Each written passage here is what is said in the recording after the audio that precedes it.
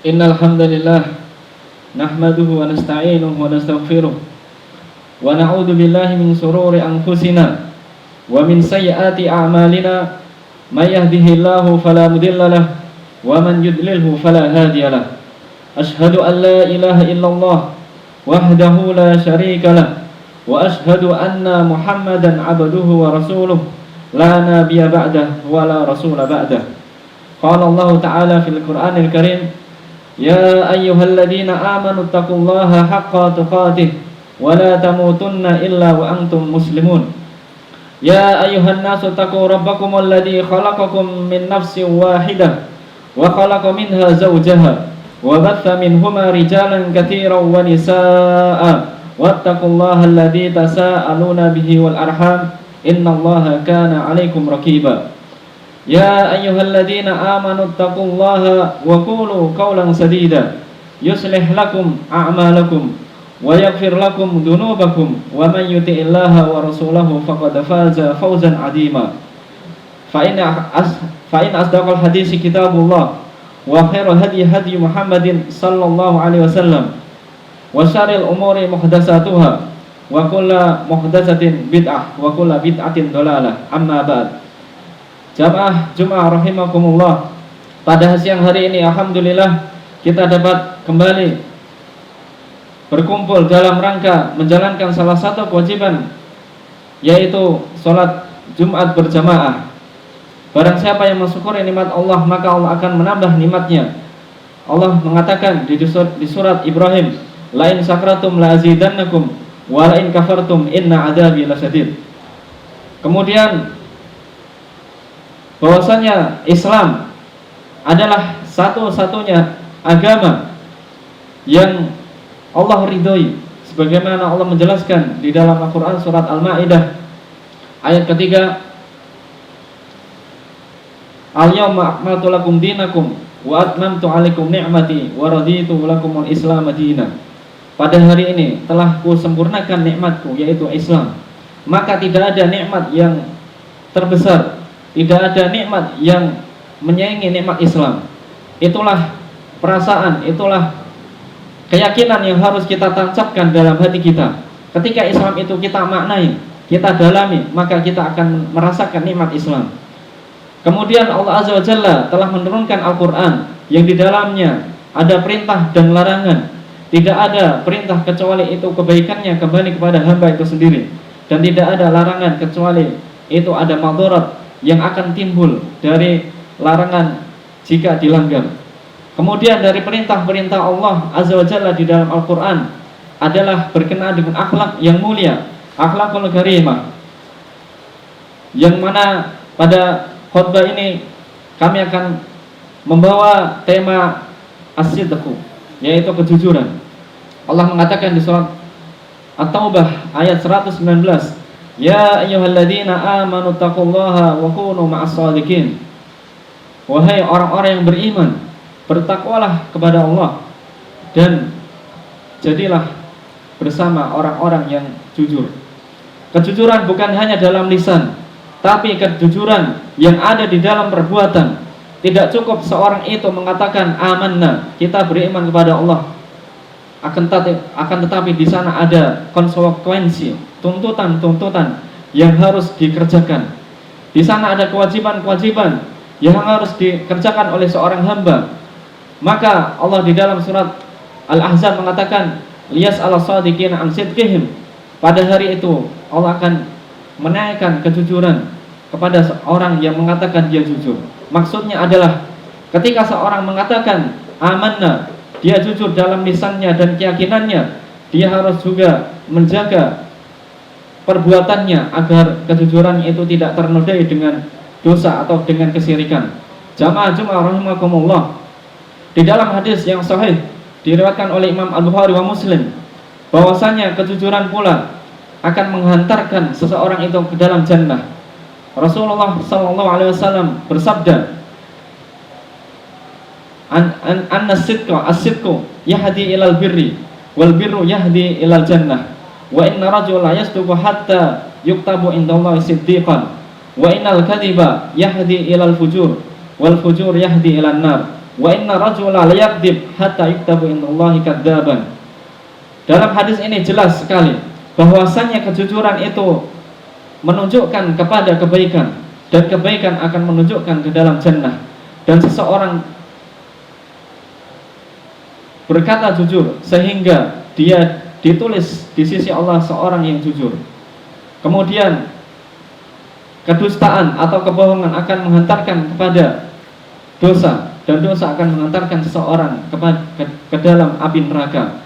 Dan seseorang tidaklah berdusta sampai seorang itu ditulis di sisi Allah sebagai seorang pendusta.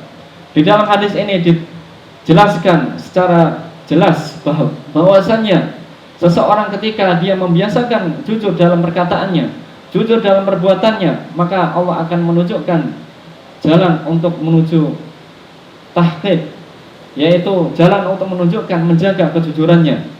Kemudian di surat Al-Maidah ayat terakhir Allah mengatakan hadza yaumu yanfa'u shadiqina sidquhum, bahwasanya pada hari kiamat Allah akan mengangkat derajat orang-orang yang menjaga kejujurannya.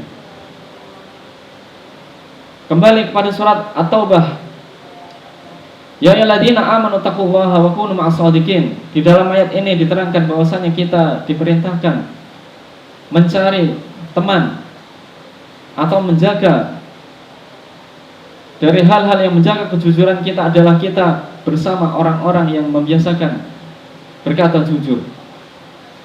Kemudian di dalam tafsir disebutkan ayat ini berkenaan dengan sahabat, 3 sahabat yang mereka terlambat dalam mengikuti perang Tabuk, yaitu Ka'ab bin Malik dan Hilal bin Umayyah. Kemudian yang terakhir adalah Murarah bin Rabi' al-Ausi. 3 sahabat ini terlambat, bukan tidak ikut perang, tetapi mereka terlambat ketika para sahabat yang lainnya sudah beranjak perang Tabuk. Akhirnya ketika para sahabat kembali dari perang Tabuk, 3 orang ini mendatangi Rasulullah sallallahu alaihi wasallam. Kemudian karena mereka tidak mempunyai udzur syar'i, akhirnya Allah menurunkan hukumannya, yaitu hajar, yaitu dibekot, tidak boleh bermuamalah, tidak boleh berkata, tidak boleh sahabat yang lainnya bergaul selama 50 hari.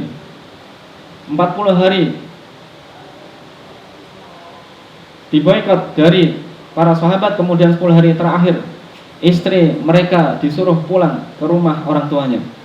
Maka dengan kejujuran para sahabat yang 3 ini, Allah menurunkan ayat di surat At-Taubah, yaitu ayat sebelumnya, wa 'alal thalathati alladziina khulifu, dan 3 orang yang mereka terlambat dalam mengikuti perang Tabuk. Akhirnya Allah menerima taubatnya dengan kejujurannya. 3 orang ini, 3 sahabat ini yang mulia radhiyallahu anhum, Allah menurunkan ayatnya, yang ayat ini dibaca oleh umat Islam sampai hari kiamat.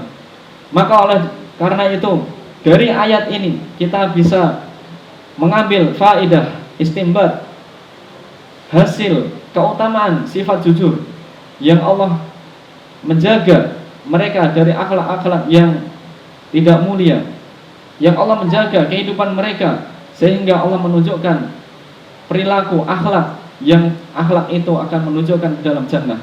Barakallahu li wa lakum fastaghfirullah innahu huwal ghafurur rahim.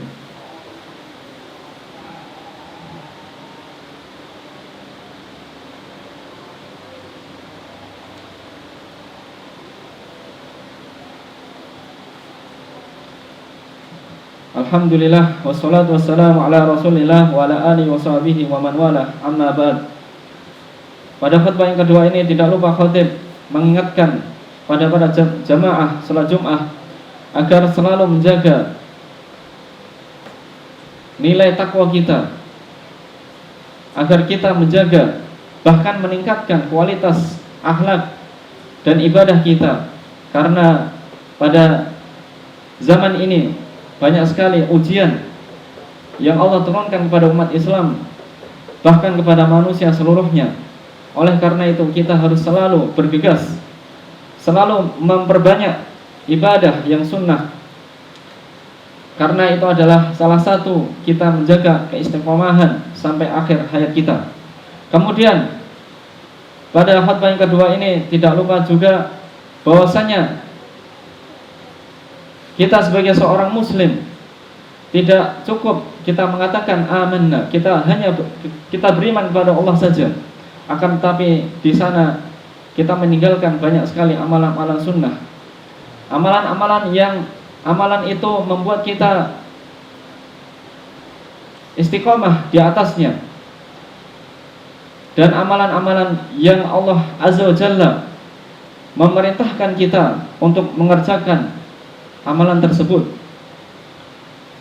Oleh karena itu, ketika seseorang dia bersemangat dalam beribadah, maka banyaklah dia melakukan ibadah sunnah. Tapi ketika datang futur, maka jagalah kewajiban tepat pada waktunya. Contoh banyak sekali dari kehidupan kita. Ketika kita semangat dalam beramal, maka perbanyaklah tilawatul Quran, perbanyaklah sholat sunnah, perbanyaklah berzikir kepada Allah Azza wa Jalla. Tapi ketika kita futur, jagalah kewajiban tepat pada waktunya. Contohnya adalah sholat 5 waktu.